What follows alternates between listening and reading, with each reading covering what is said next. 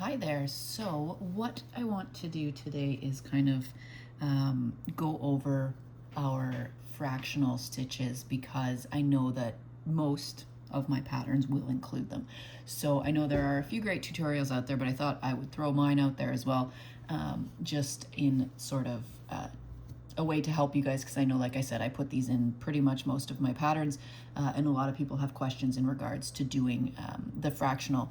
Normally what I will do, and I do these little tutorials, is I have a piece of plastic canvas that's much larger, and I use a really big needle to show them, but with the fractionals it's a bit harder to do that because we're going to be going in between the squares.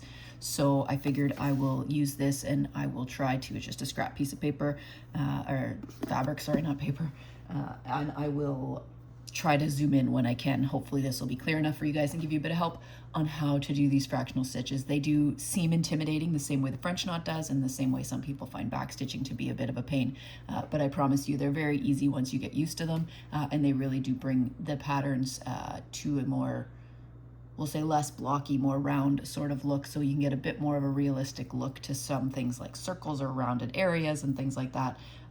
So they are a lot of fun to use, and once you're used to them, it's just like doing a normal stitch to in your pattern. It's just a matter of keeping an eye on what the pattern says to do for a full stitch or a fractional. So there are three fractional type of stitches. I'm sorry, my kitten may come into the frame.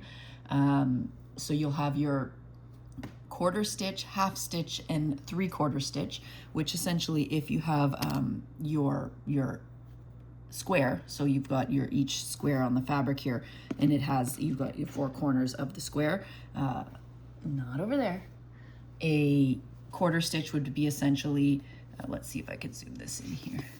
So a quarter stitch would essentially be, where am I in the frame? So you would be like, if you've got a square of 4, and I'm sorry, I'm just trying to match my fabric to my finger here. So if you have a square of 4, a quarter stitch will be like 1 corner of the full stitch. A half stitch would be going across diagonally, and a 3/4 stitch would be combining the two. So you'd have the quarter stitch, which is like 1 little corner, and then you'd have the half stitch over it. So my patterns all call for the 3/4 stitch. No, that's not yours. Sorry. And when it comes to, like, I don't do any with the quarter stitch, and I don't do any with a half stitch, but you can use those as well in patterns. Like if you're doing, so my patterns, I'll put 2 3/4 stitches in the one square. You could essentially do a 3/4 stitch and a quarter stitch to fill it, depending on how bulky it looks. When you're into the smaller counts, you can get away with switching around which fractional you use. With the larger counts, so like the 14 counts and stuff, you'll want to go with the full 3/4 stitch on them. So essentially what I mean by that is that if you are doing, so this is a 16 or an 18 count, I can't remember which piece of scrap I grabbed, but no, that's not yours. So with say a 16 or a 14 count, you're going to want to go through the full 3/4 process, which I'll go over in a minute. With 18 and up, you can sometimes get away with doing a half stitch, or doing like a quarter stitch for what, like if it's 2 colors butting up against each other, you can get away with doing a quarter stitch and a 3/4 stitch. And then when you get to the small counts, so like I know I did our Cutesy Express on a 28 count, I think, or it was a 32 count, so super small. You can completely do half stitches instead of the 3/4 fractionals. You don't need that in between little filler. So what I mean is when you're going to do your 3/4 stitch, you're going to be wanting to like make a triangle in the square. So when you go to do that, if you don't do the full 3/4 stitch, so you don't do the little quarter stitch in the one corner and then a half stitch across, you're going to end up with a little space when the pattern fills in on the larger counts. On the smaller counts, because it is so much smaller, that half stitch sort of fills the space. So let's go over, I'll go over the 3 fractional stitches, and then I can kind of show you the difference there. Again, I'm only working on 1 count, but it'll give you an idea of how that works. So I'm just gonna, on the side here, just so my floss is attached, I'm just gonna loop start this little other if you are using 2 strands, this is a nice and quick way to start your floss. This isn't an actual stitch. I'm just getting myself attached to the fabric here. I will do another floss tube with the loop start, because it is very handy to get started when you have 2 strands of fabric. So, okay, so now that I'm attached to the fabric, so I won't come through. So when you are, sorry, this is super zoomed in, so I just want to make sure you guys can see it, and I'm kind of trying to look at the camera. So we'll start with the the quarter stitch. So like I said, if you have your full X here, which is these 4, you're going to want to go into one corner of it. What I do is I will start with the outside, because it's more stable because there's already a hole there, and then I will go dig into the middle of that square. So I'll start in the like whatever corner. So if I'm doing right now, I'm going to do the top right corner of the square. So once you're in into your hole of the top corner of your square, you're going to want to go right into the middle. So you're just going to break the fabric, not break, but you're going to break through the fabric in the middle. It doesn't have to be completely exact, because you are going to end up covering it with something at some point. And for these, when you're doing fractional stitches, I am using a very blunt needle. It takes a bit of extra work, and I'm also using a needle that's too big for this fabric, just because it's easier for you to see. But you're gonna essentially be, and sorry if I move this a lot, you're gonna be in the middle of your X. So this would be a quarter stitch on the top right-hand side of the square. And then when you wanna go to do a 3/4 stitch, it is simply just that quarter stitch, and then you're gonna do a half stitch diagonally to turn this into a triangle. So you're going to do the bottom right and the top left. I'm working upside down, so that's probably not helping the explanation, but so then you have your, so you have your quarter stitch, which is from one corner. So in your case, because like I said, I'm doing this upside down, so my left and rights may be different to you, and I've also got my camera reversed. So you're going to go from one corner. I'm just going to go from one corner to the center is a quarter stitch. So if I pull this back just out of the way, so this is one corner into the center of your square is going to be your quarter stitch, and then going from 2 opposite corners, so make a diagonal line like this, would be your 3/4 stitch for a fractional, which is, this is the stitch that 90% of my patterns use.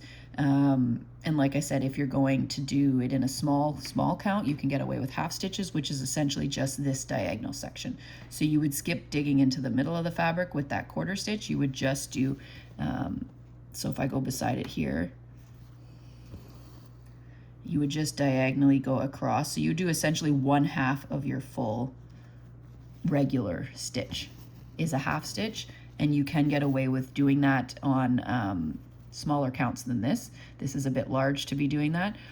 What you can also do is when it comes to, if the 3/4 stitch here butts up to another color, so say there's 2 3/4 stitches together, you could get away with just doing a quarter stitch of the other color, or you can do both. I personally do both as full 3/4 stitches, just because that's the way I like it to look. But if you say it's a person and you have their hair and the face, so like one color is the face color and the other one's the hair color, and you want the hair to go over the face versus the face color to go over the hair, you could always do a quarter stitch of the face and then the 3/4 stitch of the hair. So only the brown, we'll say if the hair was brown, only the brown would have the full half stitch, and you just have a little bit of the skin color behind it.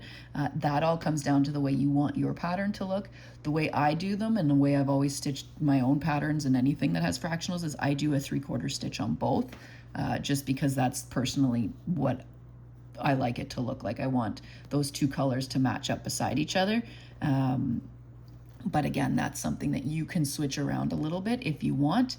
And then, like I said, if this is a smaller count, you don't have to necessarily do the little quarter stitch that's in here, because with it being so much smaller than this, like this is big. So if you look, when you do a half stitch, you have this space here where your fabric starts to come through, which may be okay if the coloring is white. And you may get away with doing a half stitch on like a white fabric with a light color because it won't pop out. But if you're doing like a dark pink like this and you have a white fabric, you're gonna have this space in here between, which may look a little obvious on a larger count. So I would highly suggest doing the full 3/4 stitches when you're doing the larger counts. On the smaller ones, because it's so tiny, you won't necessarily see it, especially when you're hitting above even the 25. I'd say the 18 to 20s, it's a matter of watching which color you're doing if it leaves a lot of spacing. On an 18 count, I do still do a full 3/4 stitch. It's when I start hitting over the 20s that I will play with just using half stitches. But again, for the 3/4 stitch, we're just going to do one more so you see. So you're going to want to do, start in a corner. Make sure I'm in the screen when I do this. Start in a regular corner, so in the whole of the fabric. And then you're going to want to go, and you can do this backwards as well. So you can start in the middle and go to the corner. I prefer to go down through the fabric just because I feel more comfortable that way. If you feel more comfortable coming up through the middle of the fabric, it may make less poking of your fingers as well. I'm just used to working this way. So, and I do it, like this is a blunt needle. If you're doing a lot of 3/4 stitches, sometimes it is easier to have a little bit sharper of a needle. I wouldn't go with a full sharp needle, but if you have a little bit more edge to it, it does make it easier to get through the fabric as well. So if I'm coming up, I'll go both ways. So if I'm coming up through a regular hole, you're going to want to go into the middle of the fabric. Let me just make sure I'm zoomed in here. And here you're going to, like I said, you don't have to be completely exact that you're in the middle, as long as if you look at the fabric and you'll see that there's like 2 rows of fabric in, you try to stay between the 2 rows just so that it stays and it doesn't fall back into your hole. So you're going to go through the middle, and don't pull these super, super hard because you are working with a small amount of fabric in between. Where's my string? There we go.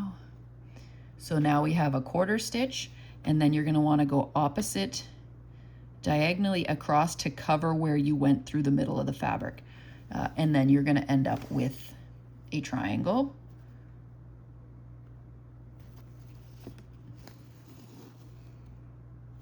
Like that. So now if you want to go the other way where you start in the middle, so then you will want to come up through the middle.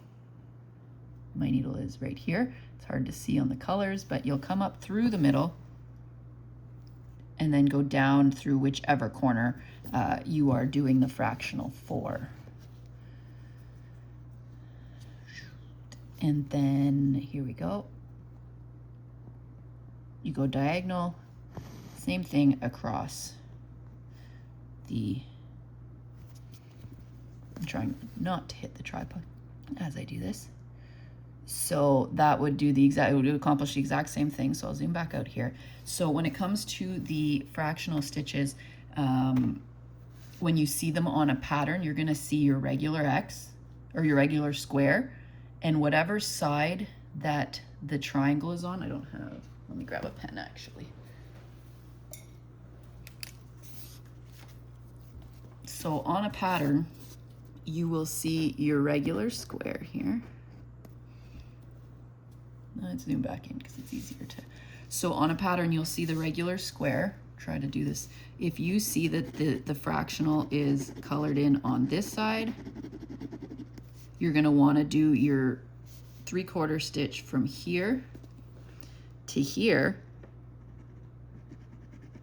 and then come across and do your half across here. So you would be covering this section.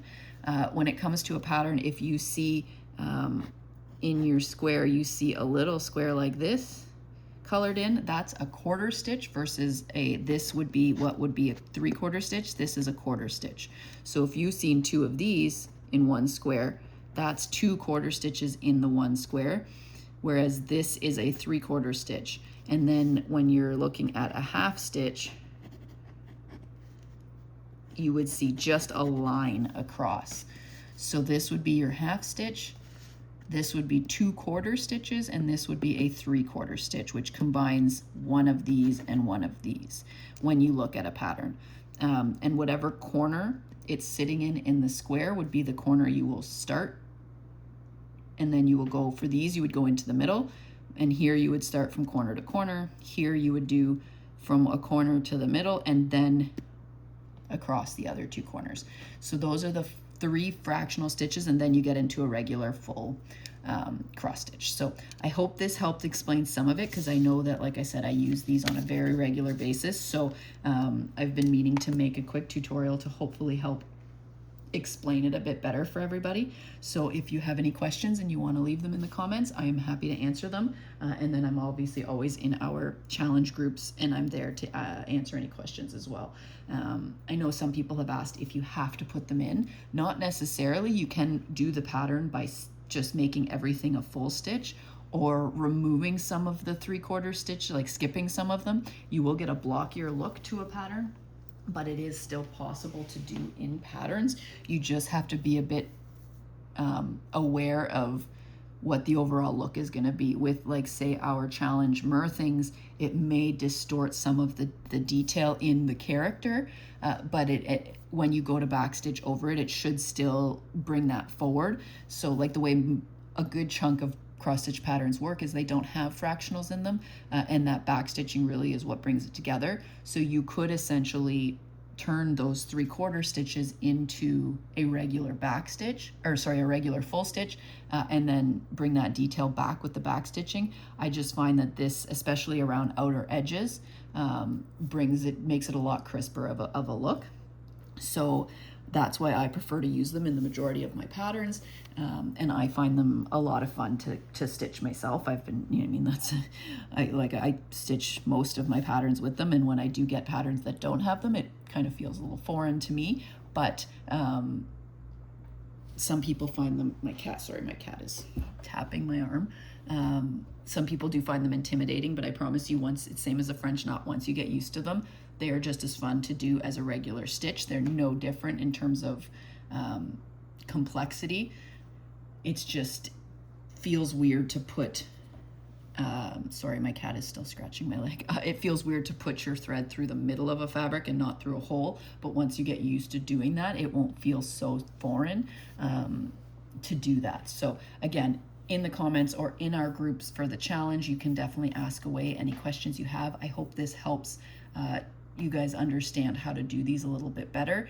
I'm going to try to upload one of these for the loop start I did as well, because I do find that very helpful to get you started, to save some time at the beginning of a thread. And I will keep thinking up other ideas for these floss tubes. So I hope this helps, and I hope that you are having fun in our challenge, and I can't wait to see your progress on the patterns. Have a great day and happy stitching.